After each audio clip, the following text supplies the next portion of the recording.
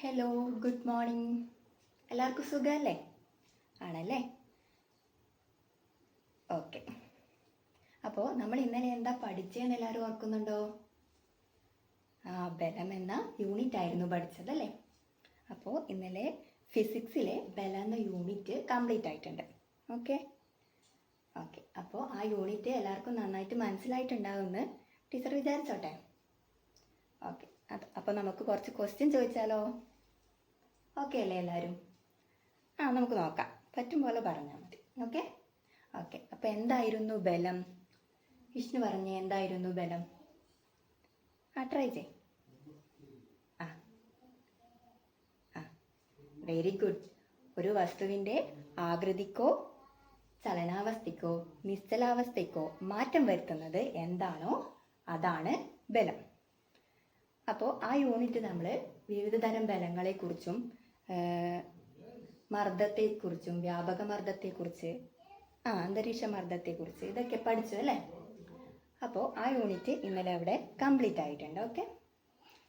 അപ്പോൾ full question ചോദിക്കാൻ ടീച്ചർക്ക് ഇപ്പോൾ ടൈമില്ല. ടീച്ചർക്ക് നെക്സ്റ്റ് യൂണിറ്റിലേക്ക് കിടക്കണം. അപ്പോൾ നമുക്കൊരു ടെസ്റ്റ് പേപ്പർ വെക്കാം. അപ്പോൾ നെക്സ്റ്റ് വീക്ക് ബലമെന്ന യൂണിറ്റിൻ്റെ ഒരു ടെസ്റ്റ് പേപ്പർ ഉണ്ടായിരിക്കുന്നതാണ്. ഓക്കെ അല്ലേ? Okay, good. അപ്പോൾ ഇന്ന് ടീച്ചർ കെമിസ്ട്രിയിലെ ജലം എന്ന യൂണിറ്റാണ് എടുക്കാൻ വേണ്ടി പോകുന്നത്. ഓക്കെ. അപ്പോൾ എല്ലാവർക്കും കേട്ട് പരിചയമുള്ള വാക്കാണല്ലേ ജലം, അല്ലേ? നമ്മൾ വെള്ളം എന്ന് പറയും അല്ലേ? അപ്പോൾ ജലം നമുക്ക് എവിടെ നിന്നൊക്കെ കിട്ടും? എവിടെ നിന്നൊക്കെ നമുക്ക് ജലം കിട്ടും? ഒരാളായിട്ട് പറഞ്ഞാട്ടെ, എവിടെ നിന്നൊക്കെ നമുക്ക് ജലം കിട്ടും?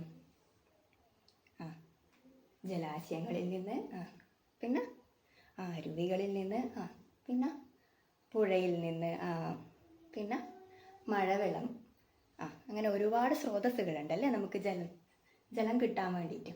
Okay, good. അപ്പോൾ ജലത്തിൻ്റെ പ്രത്യേകതകൾ എന്തൊക്കെയാണെന്ന് പറയാൻ പറ്റുമോ? ഇപ്പം നമുക്ക് ജലം കാണുമ്പം തന്നെ എന്താണ് തോന്നുന്നത്? അതിൻ്റെ ഒരു പ്രത്യേകത എന്താണ്?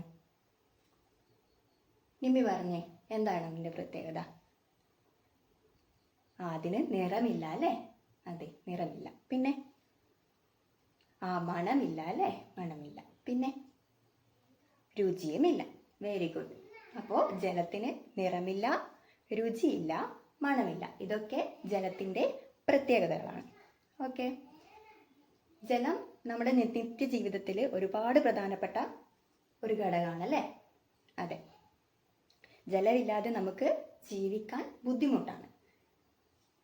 കൃഷി, വ്യവസായം, അങ്ങനെ ഒരുപാട് മേഖലകളിൽ ജലം ആവശ്യമായിട്ട് വരുന്നുണ്ട്. അതുപോലെ ജലത്തിൻ്റെ ഒരു പ്രത്യേകതയാണ് ജലത്തിൻ്റെ തിളനില എന്ന് പറയുന്നത്. ജലത്തിൻ്റെ തിളനിലയെ പറ്റിയാണ് നമ്മൾ ഇന്ന് പഠിക്കാൻ പോകുന്നത്.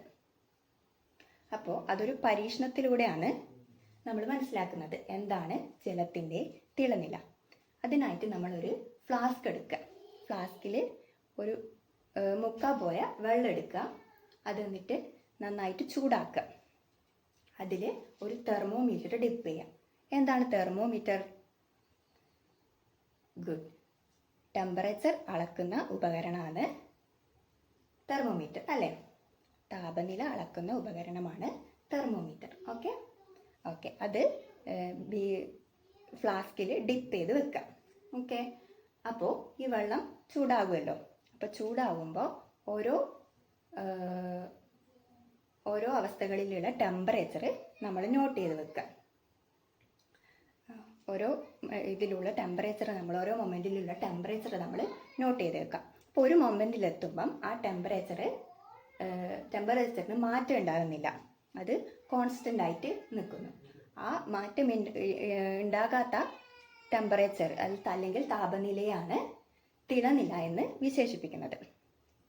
ഓക്കെ.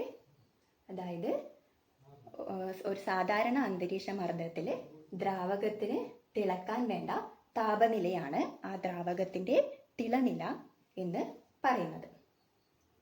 ഓക്കെ, മനസ്സിലായോ? ഓക്കെ, ഒന്നുകൂടി ടീച്ചർ പറയാം. സാധാരണ അന്തരീക്ഷ മർദ്ദത്തിൽ ഒരു ദ്രാവകം തിളക്കാൻ വേണ്ട താപനിലയാണ് ആ ദ്രാവകത്തിൻ്റെ തിളനില എന്ന് പറയുന്നത്. അപ്പോൾ ജലത്തിൻ്റെ തിളനില 100 ഡിഗ്രി സെൽഷ്യസ് ആയിരിക്കും. ഓക്കെ, മനസ്സിലായോ എല്ലാവർക്കും? അപ്പോൾ ആദർശ് പറഞ്ഞേ, എന്താണ് തിളനില? വെരി ഗുഡ്, ഇത്രയും മനസ്സിലായല്ലോ. ഓക്കെ, അപ്പോൾ നാളെ വരുമ്പോൾ നിങ്ങൾ ജലത്തിൻ്റെ വിവിധ തരം സവിശേഷതകൾ, മറ്റെന്തൊക്കെ സവിശേഷതകൾ ജലത്തിനുണ്ട് എന്ന് കണ്ടെത്തി വരണം. ഓക്കെ ഓക്കെ, ഈ തിളനിലയെ പറ്റി കൂടുതലായിട്ട് നോക്കിയിട്ടും വരണം. ഓക്കെ, അപ്പോൾ ഇന്നത്തെ ടൈം കഴിഞ്ഞിട്ടുണ്ട്. അപ്പോൾ താങ്ക് യു.